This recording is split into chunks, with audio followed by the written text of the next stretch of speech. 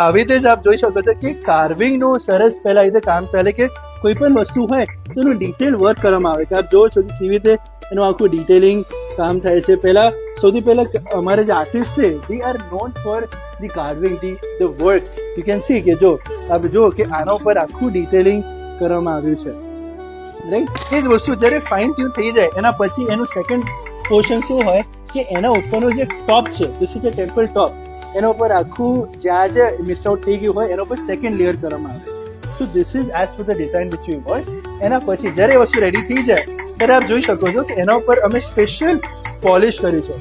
So this is a lacquer process. હવે lacquer પ્રોસેસનો મતલબ શું છે કે કોઈ પણ વસ્તુ હોય તો એની લોંગ લાઈફ લેવી જોઈએ. આપણે ફર્નિચરનો 100% એ વસ્તુનું ધ્યાન રાખીએ છીએ કે કોઈ પણ ફર્નિચરની જે પોલિશ હોય, જે એની જે પ્યોરિટી છે એ ક્યારે કે આજે અમારે કસ્ટમર્સ અમને એક સર્ટન આખું પ્રોજેક્ટ આપતો હોય છે, વી મેક શ્યોર કે ફોર લોંગ લાઈફ ઇવન એમના છોકરાઓ પણ એમને યાદ કરે એ વસ્તુ અમે કહેતા હોઈએ છીએ.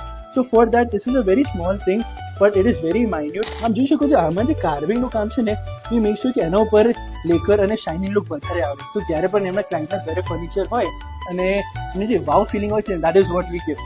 હવે આપ જોવો છો આના ઉપર આખું બ્યુટીફુલ પેઇન્ટ કરેલું છે. વી ઓલ્સો મેક શ્યોર કે ખાલી ફર્નિચરના ઉપર નહીં એની અંદર પણ પેઇન્ટ થાય. ઘણા બધા લોકો એ વસ્તુને મિસ આઉટ કરે છે પણ આપણે એ વસ્તુનું ધ્યાન રાખીએ છીએ. આપણે જો કે બ્યુટીફુલ આખું વર્ક આખું પેઇન્ટ કર્યું છે, એના ઉપર આખું ટેક્સચર ઇફેક્ટ આપી રહ્યા છે, right. So it is a mixture of golden અને black as per the client requirement. આપ એનું કામ જો તો beautiful texture we have given of like copper gold effect આવે છે.